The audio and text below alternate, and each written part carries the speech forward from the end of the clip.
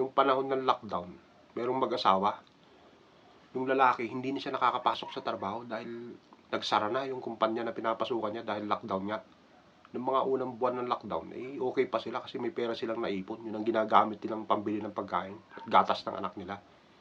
Noong mga sumunod na buwan ng lockdown, doon na sila nagsimulang mag-away mag-asawa kasi kinakapos na sila ngayon. Wala na silang may bili ng pagkain. Ngayon, may ayuda doon sa lugar nila. Hindi umaabot sa kanila yung ayuda.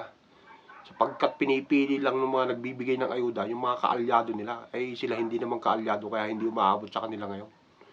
Doon sila nag-aaway madalas. Sabi ng lalaki, babe, amot ka niya, bukas didiskarte ako. Lumabas ngayon, kinabukasan, yung lalaki, maghapon siyang wala. Wala siyang nadiskarte. Nung umuwi siya ng bahay, wala siyang dala kahit ano. Tinalakan na naman siya ng asawa niya. Bukas nga kanya, akong didiskarte. Wala kang kwenta.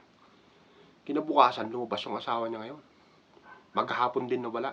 Pagbalik ng asawa niya, may 2 sakong bigas na dala. Tsaka mga grocery. Meron pang dalang pera, 5,000. Babe, ang dami naman yan. Saan galing yan? Sabi ng lalaki. Kung hindi lang umupdate, kanya mas marami pa to.